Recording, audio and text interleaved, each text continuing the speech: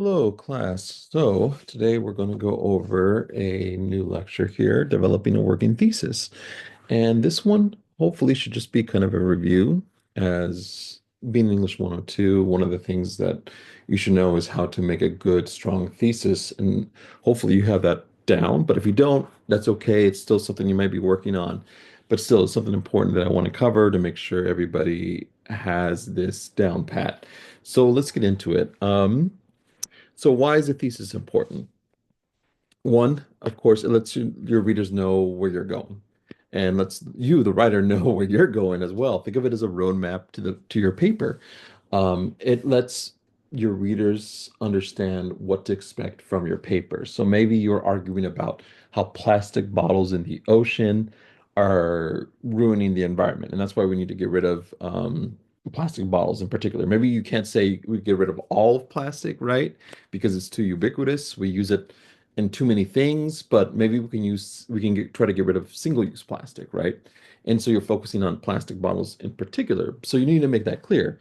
But like, why? Why plastic bottles though? Maybe, like I said, there's something that just we can try to like reuse, instead of getting like say we have plastic bottles, but maybe we should get like reusable plastic bottles, like stuff that you take to the gym that you can reuse instead of like buying single-use plastics, like when you go to the store and there's like a 12 pack of just water bottles, those what happens to that plastics? Sure, some of it gets recycled, but a lot of it may not. And that's something that you want to mention in your thesis, right? Of course, a lot clearer than what I explained it here.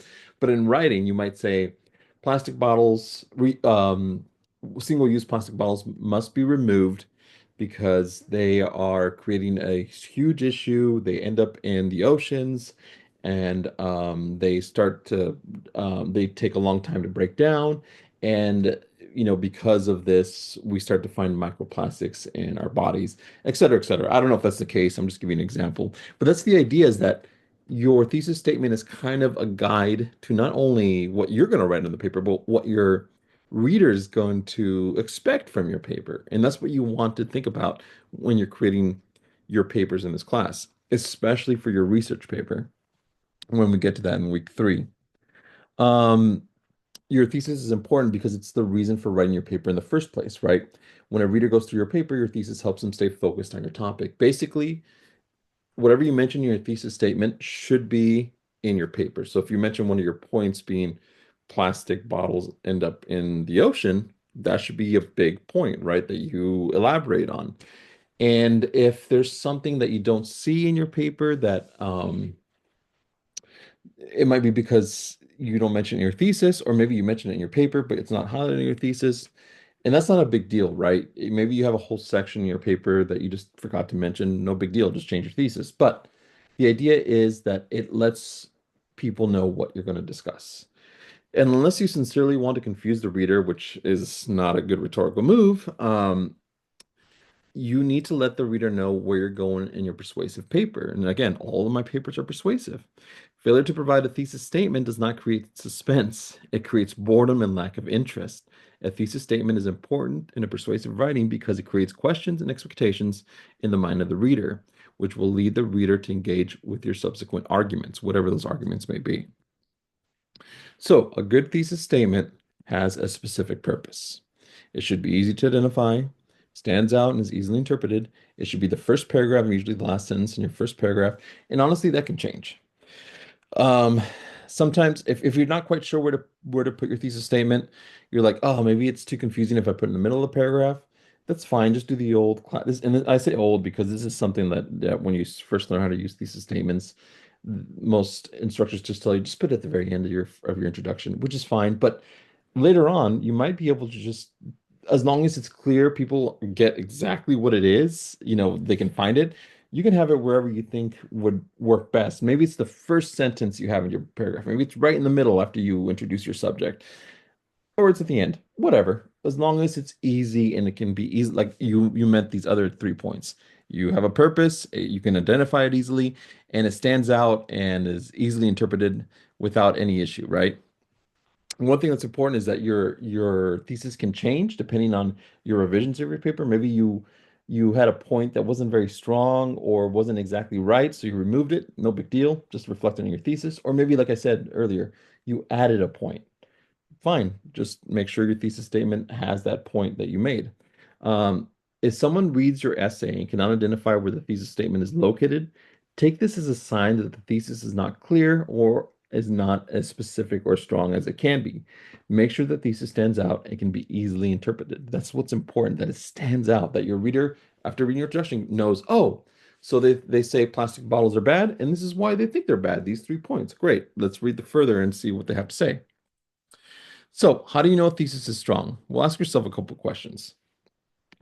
Do I answer the question or prompt? And by that, I mean, do I answer whatever assignment I have going for me, right? In school, right? Do I answer that, oh, what is your point that you're making for this topic, right? Why is this something that you want to write about?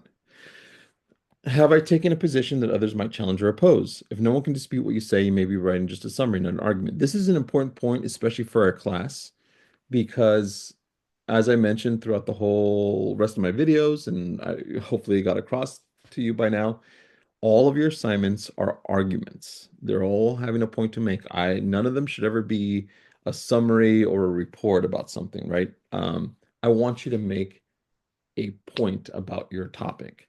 So if that's the case, you should have an opposition to that point. So maybe if my point is, hey, we got to get rid of plastic bottles, guess what? There's going to be an opponent that says, no, we shouldn't get rid of single-use plastic bottles because they make things, they might say, and I don't know if this is the case, I'm just giving you an example, but they might say things like this makes things cheaper. Like you can buy cheap water no matter where you are. Maybe there's some places in the country where the water supply isn't as clean or as available as other places in the country. So those cheap options of having plastic bottles is necessary for people who live there. And that could be the case. I'm just giving you an example. I have no idea. But do you see what I'm getting at? You have an opposition. And that's how you know you have an argument to make because you have to address that opposition. If it's a single like thing like something some kind of argument that is like, you know what? People should wear shoes when they're running on pavement. And yeah, absolutely right.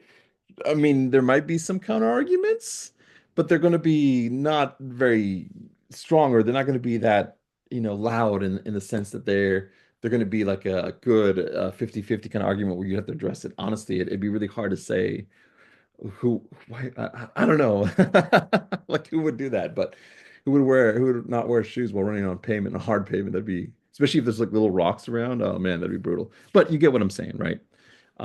Whatever argument you have to make, you will have an opposition. And this will become important when you start to choose your research topic, right? No one's going to care which is a better like product. Like, is Coke a better tasting product than Pepsi? It's subjective. Like that doesn't matter. It's not a good. That's something we'll talk about later. But that's the idea. Like you want if you have you have a good thesis and it's going to be a good strong thesis if there's an opposition to it. And then lastly, is my thesis statement specific enough? Remember when I said earlier about like plastic bottles, right? Or maybe you're saying we got to get rid of plastic. Well, getting rid of plastic is like that statement. That's way too broad, right? There's plastic in everything, in a lot of things we use. And like I said, we can't probably get rid of all plastic as it's in our computers, our smartphones, our the things we use every day, right? But so maybe you want to use single-use plastic. So you further develop that you made it more specific. And then, like I said, I went further on. I said, actually, single-use plastic bottles to hold water. This is what I want to look at specifically. And do you see how that's specific? It's still on the broad under the broad umbrella of plastic and getting rid, but I kind of narrowed it down to plastic bottles, single-use plastic bottles, right? And that's what you want to make sure to do. You don't want a thesis statement that's too broad because, for one, you don't have the time. Another example would be like computers are bad. Holy moly, that would be so hard to do. Computers are bad, or maybe screens are bad for children, which is a big one, right? But maybe you want to look at, instead of saying screens overall, like there's television, computers, video games, whatever, right? Maybe you want to say iPad use is bad for children. Great. iPad use, so, or maybe phone use, whatever. You get very specific, and that's the idea. Rereading the question prompt after constructing a working thesis can help you fix an argument that misses the focus of the question. So if you have like a prompt that I give you or another class gives you, make your thesis statement and then go back. Do you answer that prompt or not? If your thesis simply states the facts that no one or even could disagree with, is it possible you're simply providing a summary rather than an argument? That's another way of knowing. Like if you're just stating facts and that no one would disagree with, like I said, we should wear shoes while running on gravel, right? Or people should drink more water, something like that. Would anybody disagree with those? Then you probably don't have an argument. So does my thesis pass the so what test? This is basically asking yourself this question after you make the your thesis statement. So after you make your thesis statement, say I have a pretty average one in the sense that I asked something along the lines of we should get rid of plastic. And that's my thesis, right? And but then ask myself, but so what? So why should we get rid of plastic?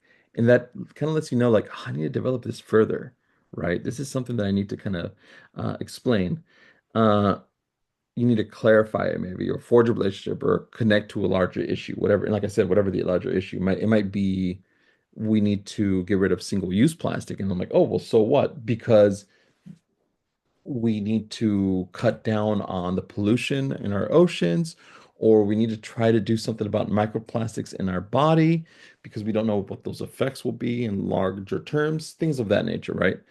Does my essay support my thesis specifically and without wandering? The idea is that you don't want to have tangential information, right? You may want to, so for instance, the screens with children, the other example I used. So say you have you need to make sure not to use screens when raising your children from the ages of newborn to 4, right? And one of your examples is like you got to make sure that they don't use an iPad or any other kind of device or television, right? And that might be related using television, right? But maybe you need to look at specifically just pads or and that's it, right? Because maybe television is a whole other beast.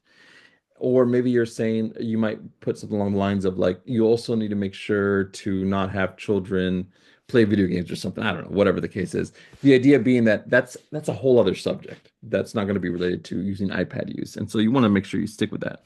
And does the thesis pass the how and why test? So think of it this way, right? Your thesis might be too open-ended and like guidance for the reader. See what you can add to give the reader better take on your position right from the beginning. So if going back to my previous example of the water bottles, you say something along the lines of we need to get rid of single-use water bottles. And so maybe after that statement, you ask yourself, okay, how and why should we get rid of those? Okay, maybe we can the how is we can get rid of them by making sweeping change and like we just say we cannot sell these water bottles. People need to start using larger containers and then taking them to stores like Safeway or whatever, and then filling water that way. Or you could say, and that's one example of why, and then of how, I mean, and then why is, well, the reasons I explained earlier, because they're polluting the oceans, they cause a lot of harm maybe to the wildlife in the oceans, and and it's hard to clean them up, and whatever the case, right? But the idea is you're giving very specific examples that are going to clarify further in your paper. So is this a good thesis? The North and South, sorry, the North and South fought the Civil War for many reasons, some of which were the same and some different. Not really, right? It's just so broad. It doesn't really have an argument. It's just a statement. It's just like the North fought something and the South fought something, and there were many different and same reasons, and that's that. But, oh, so what? Ask our questions like, so what? That's a great like question to ask here. So what? What does that matter? And then maybe the how and why test, like how or why. But you can't even get to that question because this is such a like tepid thesis statement. While both fought the Civil War over issues of slavery, the North fought for more reasons. The South fought to preserve its own institutions. Right? That might be a better thesis statement here, but it's still not quite specific enough. So maybe we get it into more specific. While both Northerners and Southerners believe they fought against tyranny and oppression, Northerners focused on the oppression of slaves, while Southerners defended their own right to self-government. It's better, right? It is. It's getting to the reasons specifically, but it's still, does it pass the so what test? Not really. Like it's getting there though. And that's the idea. It's like the point is this hypothetical student is trying to further develop the argument they're trying to make in this paper. Now, of course, it might be history report, and maybe this will be fine. But for our purposes, like I said, we want an argument. So that's the idea we need to get across. So maybe what would happen here for the next step is to say Southerners believed that they were fighting against rebellion. However, this is incorrect as they wanted to keep their ideas of rebellion kept meant that they kept slaves, while Northerners fought for the right of making sure the country was actually not separated. And although the issue of slavery was one of the points, it wasn't the main point of the Civil War. And that's kind of the argument I'm going to make is that, hey, the issues of slavery was always brought up, but honestly, Southerners wanted to own slaves and they wanted their own self-government, while Northerners actually didn't want the country to be torn apart.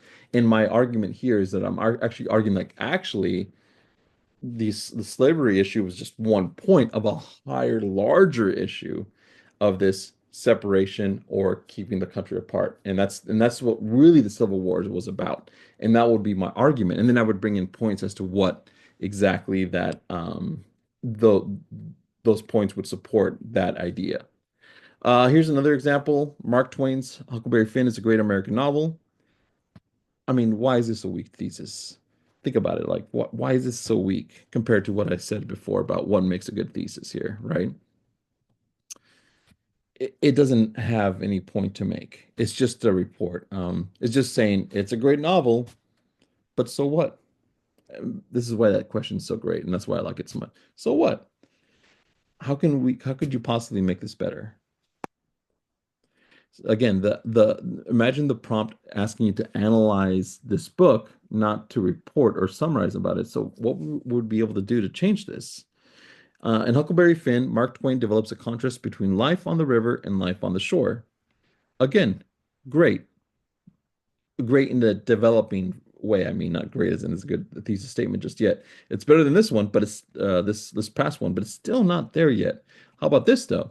Though through its contrasting river and shore scenes, Twain's Huckleberry Finn suggests that to find true expression of American democratic ideals, one must leave civilized society and go back to nature. So in this one, I'm actually making an argument here, right? Now, the one thing that's missing, it has the so what question answered. So through I'm saying Twain's Huckleberry Finn is indeed making some kind of statement, and I'm arguing that it's actually saying that true American democratic ideals are expressed through this point here. However, now I need to bring the how and so what question into context here. How is it doing this throughout the novel? I might want to give a couple of examples here, and then explain why they're important because those are going to be the main points that supports this idea right here. Here's another example of thesis statements. In order to succeed in the classroom, college students need to utilize the resources available to them through their academic careers. So notice how, I say this is something that needs to happen if they're going to succeed. Again, one thing that I would say afterwards is how would you do, how and why, that would be a good way to support this. The United States government needs to implement a nationalized healthcare system to lower the cost of healthcare and improve overall health of its citizens. So what's the argument here? This is a great this is a great thesis because it is simple, short, but it explains everything that I've been talking about so far. You don't need necessarily these grand, big, long thesis statements, although if they happen to be that way, that's fine. But here we have argument, the United States government needs to implement nationalized healthcare. That's the argument. Why? It lowers the cost of healthcare, one, and two, improve the overall health of its citizens. And so I'm assuming in this paper that that's the main points that they're going to talk about to support the idea that it needs to implement nationalized healthcare. Great. Awesome. So steps to develop a thesis statement to help you kind of here at the end. One, what point do you want to make in this essay, whatever essay you're writing? That's the idea, right? What point do you need to make? Who is the audience for this essay? Is your teacher, a hypothetical, real, non-academic audience? In all of my classes, oh, I'm sorry, classes, all of these papers are going to write for me. It is going to be me, but sometimes it might change depending on what the class is.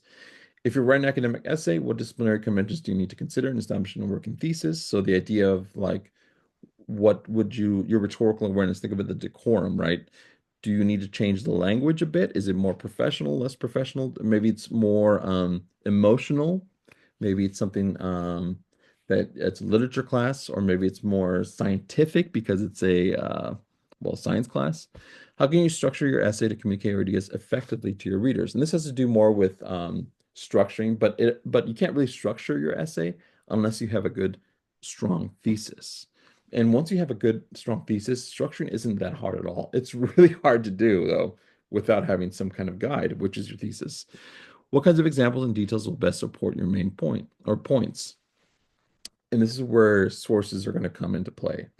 What sources will you find that help you develop examples that support your thesis statement? What kind of evidence will your readers find more persuasive? So the evidence could be, more journal articles, which you will know what those are pretty soon, or maybe a video because it's a more newer topic. Just depends. How realistic are your intentions? Give your rhetorical situation the assignment, your time, length, and limitations. This is important on the sense that that's why you want to make sure you narrow down your subject as much as possible, because if it's too broad, it doesn't no one would have the time to do that. Like I said, saying something along the lines like smartphones are bad. That's just way too broad. What about smartphones? Maybe like social media? Okay, good. Smartphones and social media are bad. Still too broad. What about TikTok?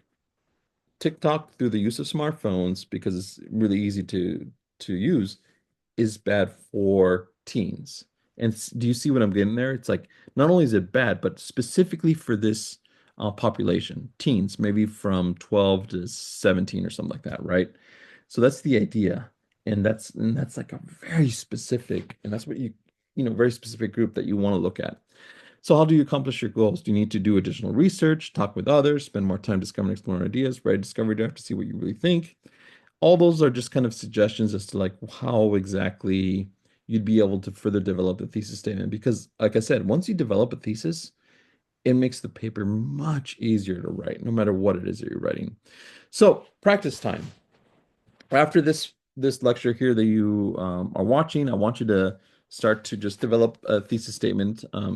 Already, you should have already been working on your first assignment, and of course, you should have done your diagnostic essay.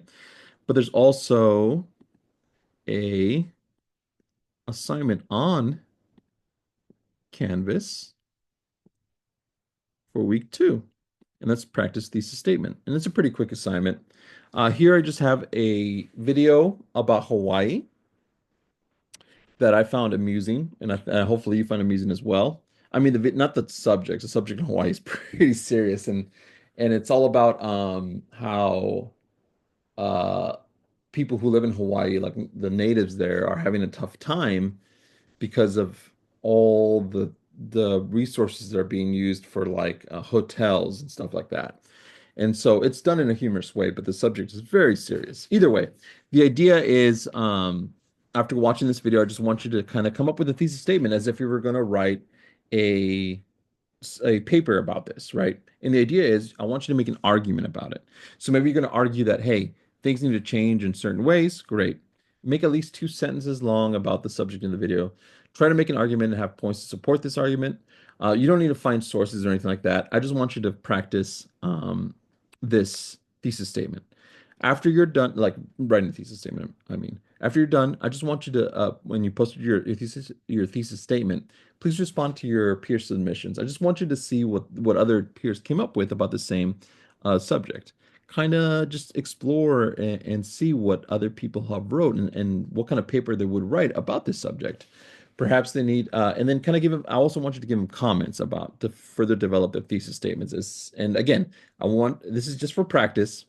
I know it might be a little nerve-wracking to see to post this and have other people see your work, but this is important because it lets you kind of understand where other people are going with this kind of subject, and it might help you understand what you should look for when it comes to thesis statement, especially for writing papers. And I want you to comment on their thesis statements. Perhaps they have a really good one. If so, how so? Perhaps they need more detail on their thesis statements. Perhaps they don't have an argument just yet about it.